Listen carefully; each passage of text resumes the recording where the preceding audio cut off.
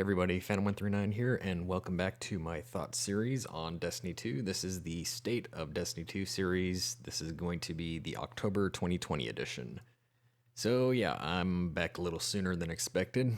You know, in my last video I did say that it wouldn't be until Beyond Light came out that I would do a video, but given the delay in the release, season extension, some event controversies, just general thoughts, I figured I would do one last hurrah for the end of year 3.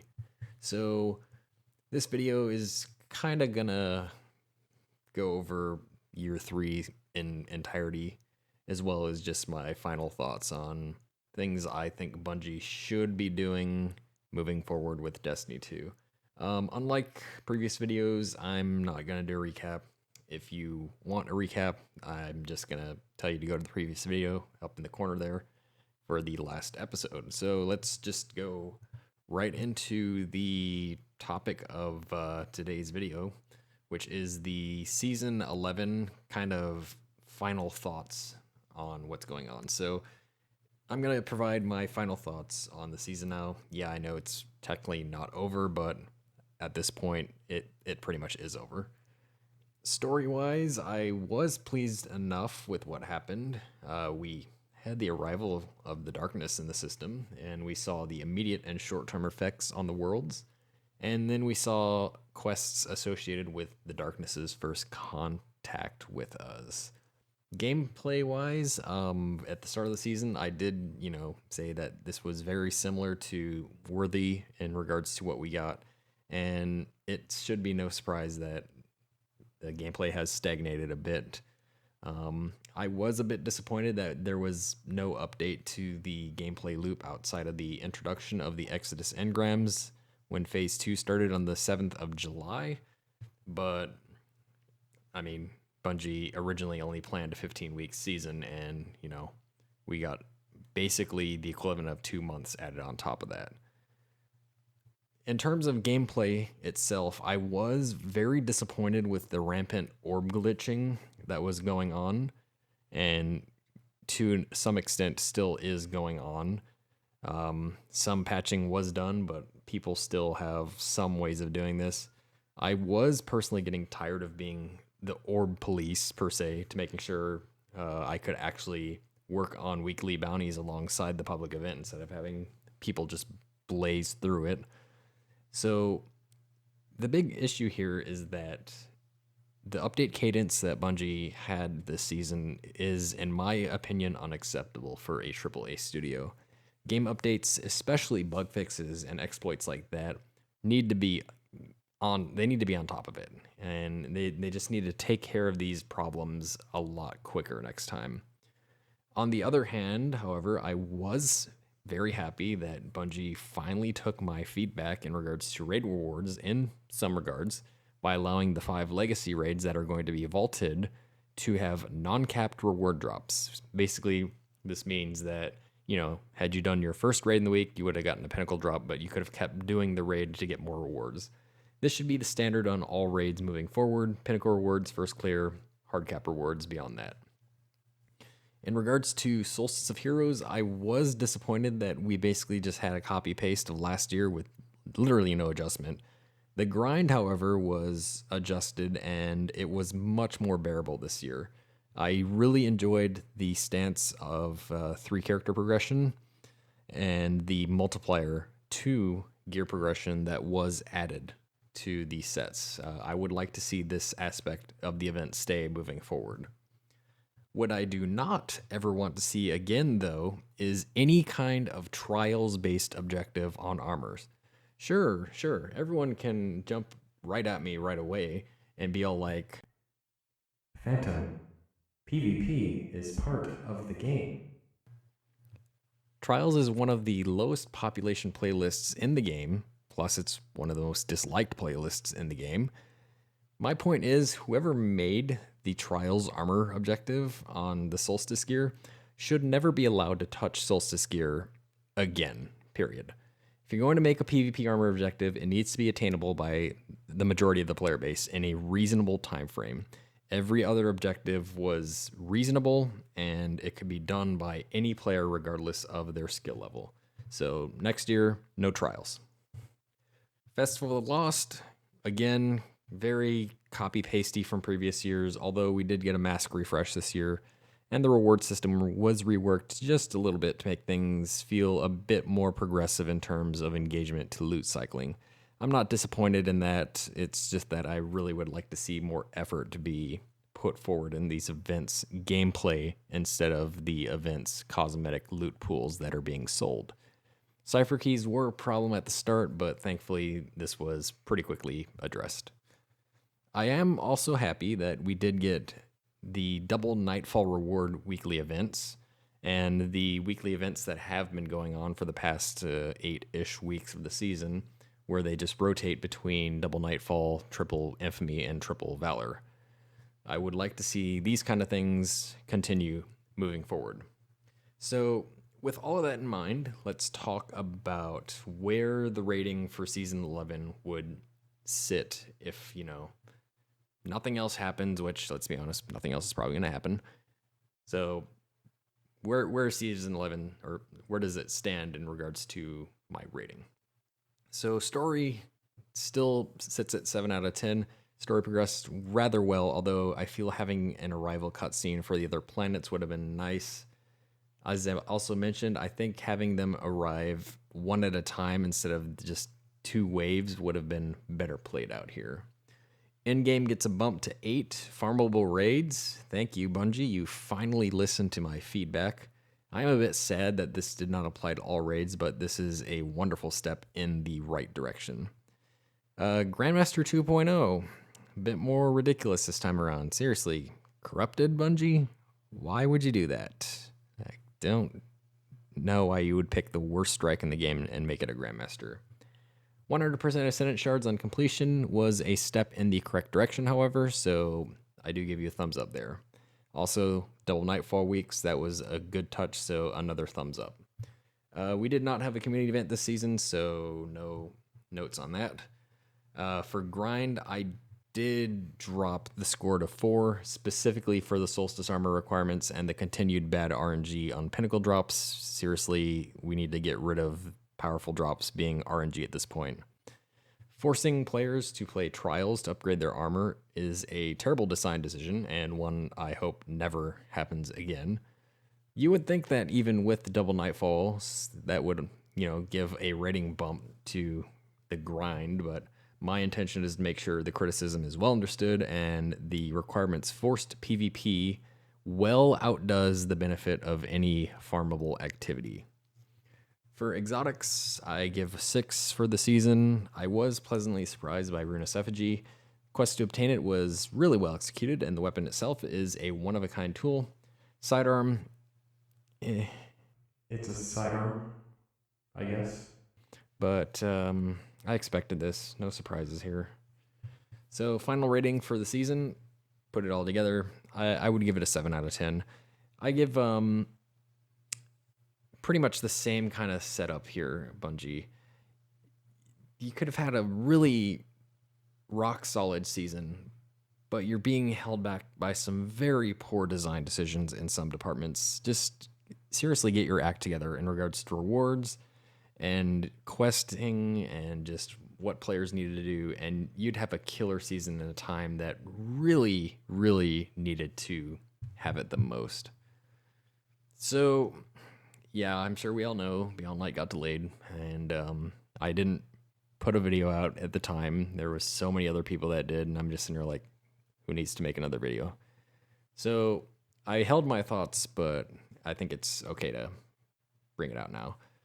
So we have an additional month delay instead of Shadowkeep. Remember, from Shadowkeep, it was delayed to October from September, but Beyond Light is November 10th. The community seemed to set off a mixed bag of reactions. Some players were not too alarmed, wanting a better launch, and others were frothing their tongues and angered over another delayed release. Personally, I get it.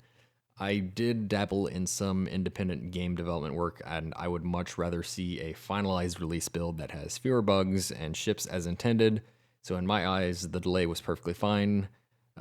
Just a few caveats. First and foremost, the big takeaway from the delayed releases going forward is I feel like Bungie needs to be a bit more cautious in regards to shooting the gun on an early release they know that they will not be able to commit to. Season of Rivals was well planned to be a 15-week season. Extending it the extra 8 weeks threw a large size wrench into their plans, including the effect of stagnation of content, and given the fact that Bungie couldn't develop any additional content in time for the season, it led to a pretty big fall off of engagement in a time when Bungie really needed to get their players back into the game. I think going forward, Bungie needs to have some kind of contingency content in place. Just something that, if something goes wrong and they need to delay their release, they have something to just drop in the game right then. They're saying, hey, new content, release is going to be delayed, but here's some new stuff to keep you busy for the time being. We have the DCV now, Bungie. I see no reason why the DCV content in a pinch could be used as a quick way out moving forward. Also, in regards to Beyond Light itself, since I didn't really have a place to put this, I'm just going to reiterate to Bungie here, I'm tired of the whole day one rating notion, especially with the contest modifier that you introduced back with Crown of Sorrow. I said this in a previous video, but there should not be any day one exclusives, period. Just recognition for the first team to clear, that's perfectly fine. If you want a special emblem, make it tied to contest mode and allow contest mode to be something that players can do in the future. That would be much better.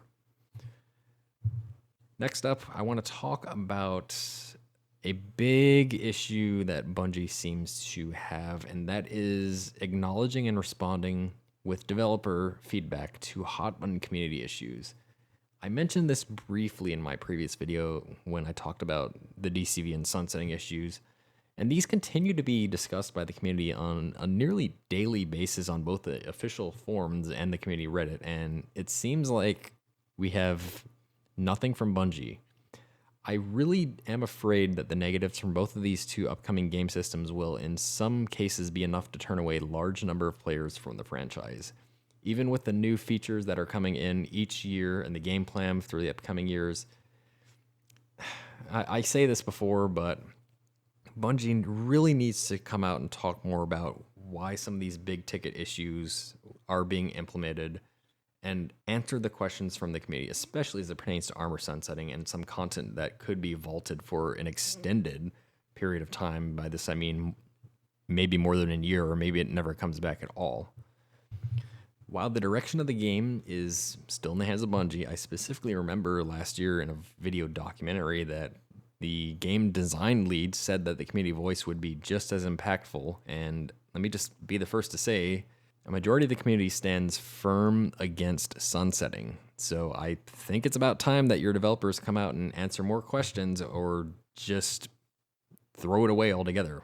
The community wants it gone, and that's that. Taking another step into sunsetting, I want to briefly talk about my personal problem that I think is going to come back and hit Bungie in the face here with sunsetting. As of Beyond Light's release in 2 weeks, a clear majority of the game's arsenal, so everything from seasons 1 through 8, will no longer have any in-game viability. Subsequently, there will only be a single destination in the game, and that is Europa, that will offer in-game level gear to the player, as well as any seasonal activities.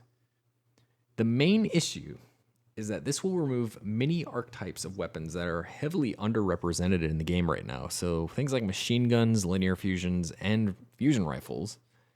And unless Bungie is fully committed to reintroducing these archetypes every single season, many of these weapon types will no longer be usable in a large amount of the game's content.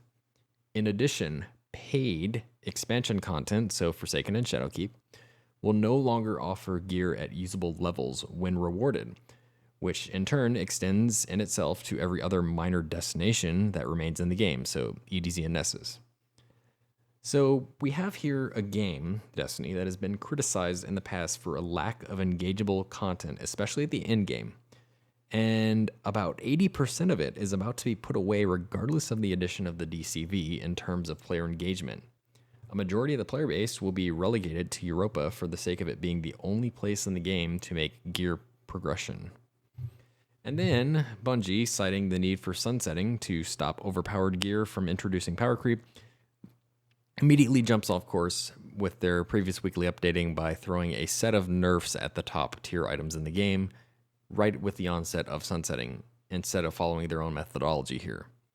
Folks, I have no idea what's going on with Bungie and flip-flopping, but the only thing I'm sure of is that this system won't be able to hold ground as they have it set up right now.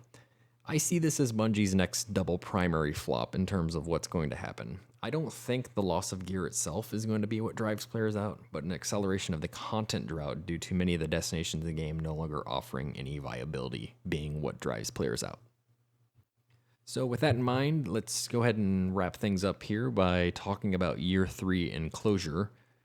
And I'm going to do this in a quick season-by-season review before I issue my final thoughts on Year 3 of Destiny 2. So we start with Season of the Undying, Season 8. This season was mostly upheld by the Shadowkeep content, which saw its return to the moon. It was perfectly clear to me that Shadowkeep was an expansion that was much smaller than what we were used to seeing from Bungie, probably due to the fact that they had a mid-year break with Activision, which was originally going to be a Dreadnought expansion in the fall.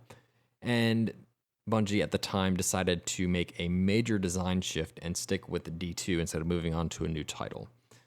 The seasonal content, and this was their first attempt at it, was an interesting concept with week-by-week changes, although the build-up fell incredibly short in the end with the lackluster Final Assault event. The season lacked anything major from the community in terms of puzzles and secrets outside of the raid, but those were solved within 2 days of the raid's release. I mean, people had Divinity on the second day of the expansion. I didn't officially score the season in a review video, but I probably would have given it about a 5 out of 10, only being held up by the Shadowkeep expansion content alone, and I would have issued a pretty stark warning to Bungie to don't do any kind of pointless cliffhangers on their storylines again, like the Final Assault did. We followed up Undying with Season of the Dawn, which in my opinion was my personal favorite of Year 3, which saw us go into a revitalized Mercury to engage with the Sundial, or Menagerie Jr. if you want to call it that. We actually had weekly story quests for the first time that changed for the first few weeks leading to the arrival of Saint 14. It was pretty good. The excitement, however, was killed midway through the season with the blunder that was Corridors of Time. The community assumed this to be a secret mission, like it was going to be the next 20-minute secret exotic mission like the Whisper or 0 Hour, but it turned into a seasonal calendar error in which Bungie messed up significantly with the terrible community response. This was followed up with the Empyrean Restoration, the first major community event that had us push to a goal and in turn get numerous rewards. It was the peak level of weapon farming and handouts, but this in turn led to the game's farming to drop in sustenance, which hurt the game for the end of the season. Season 9 ended with a reveal of Trials, and for some in the community, this was good news, but for a clear majority, myself included, this was a sign of potential issue and catastrophe to come. And I scored Season 9 a 6 out of 10. Season of the Worthy was an absolute travesty in which Bungie made the terrible design decision to try to hold up a whole season with non-PvE content. This was the season of PvP, basically. Following the performance of Season of the Drifter, it was absolutely no surprise that this season ended up being one of the worst seasons of Destiny 2 in the history of the game. The very little PvE content consisted of a new public event, daily bunker upgrades, and legendary Lost sectors. Story-wise, we had a few tidbits of what was coming, and the real kick in the story didn't happen until the last week of the season with the first in-game live event. And this was the one aspect of Season 10 that actually went pretty well in my opinion. Yeah, there was a couple of issues, but I talked about those in a previous video. I'm not going to talk about the failures of Trials. I made these points many times before. I don't need to make it again. I gave this season a 3 out of 10 on my scale, matching Season of the Drifter, and I basically told Bungie, never do something like this again. So combining that with the Season of Arrivals rating of 7 out of 10 that I talked about earlier, I'd give this year of content a pretty average score, 5 out of 10. Expansion was light in new additions, with the usual luster of new wearing off pretty quickly. The seasonal model, while it may work for Bungie, did not do well this year for a large portion of the player base. I feel Bungie really needs to re-hit the drawing board in many aspects. The story was very disjointed and in many cases left much to be asked for from actual gameplay content to tell said story. Moving forward, each season of content really needs to hit the core areas of the game, including story missions and strikes, to make sure that the season-to-season storyline is being upheld properly. Bungie also needs to make sure that we don't get a season of PvP 2.0 ever again. PvE content always needs to be at the forefront. Now, this isn't to say that PvP content shouldn't be in a season, it's just that a season of just PvP content should never happen. Destiny has always been an action MMO game upheld by the PvE content. Nothing about this will ever change it, folks. My hopes for Year 4's seasons is that the lessons of failure from this year have modeled a better future, and that we see a lot of improvements and story lead-ups moving into this new era of darkness, and that we're finally hitting the primary story thread that Bungie is wanting to resolve. So that's going to do it. I hope my Year 3 review in full was informative for everyone, Bungie included, and that thoughts here get to where they are needed. As to what's next for my series here, I will probably do a shorter Beyond Light thoughts video a couple weeks after the release once things calm down. If you have any thoughts of your own, please share. I am definitely interested to see what others think. And that's going to do it for today's video. So thank you very much for watching, and I will see you next time.